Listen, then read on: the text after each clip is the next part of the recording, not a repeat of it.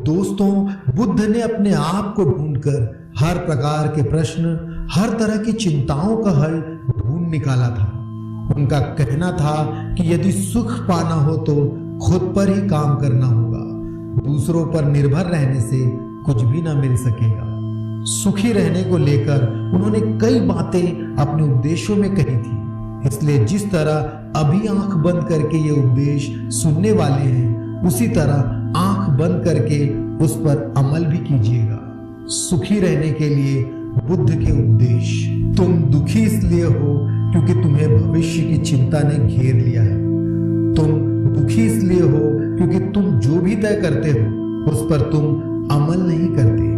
तुम दुखी इसलिए हो क्योंकि तुमने खुद से किए कई वादे नहीं निभाए।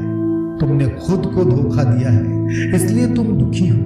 तुम्हें मालूम है कि चिंता कहां से आती है। चिंता आती है मन के भटकाव से। जब हम कंफ्यूज होते हैं तभी हमें चिंता होती है। भविष्य में क्या होगा, इसका जवाब जब हम आज में ढूंढकर आज कुछ नहीं करते और तुम्हारा आज भी भविष्य की चिंताओं में बेकार हो जा रहा है। तो मुझे बताओ, जब तुम आज को भविष्य की चिंता करते हुए बर्बाद कर रहे हो तो तुम्हारा भविष्य कहां उज्जवल हो सकेगा।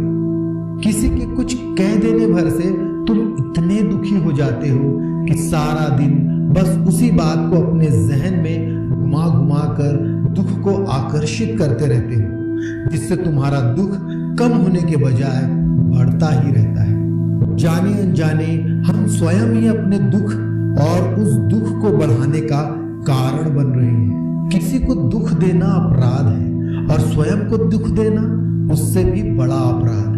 पर स्वयं को अपराधी कहकर फिर से दुखी ना होना।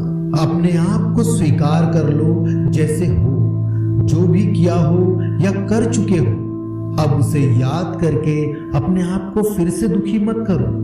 मनुष्य अपने दुख का कारण जान ले तभी वह दुख पर काबू पा सकता है। इसलिए अपने दुख का कारण ढूंढो। सुख की तलाश में नहीं बल्कि हर चीज में सुख का कारण देखो। सुख को भौतिक वस्तुओं और इंद्रियों से मत जोड़ो। सुख का भाव दुनिया को जीत लेने के भाव से भी अलग है। जब तुम उस सुख के भाव को पा लोगे तभी दुनिया जीत सकोगे।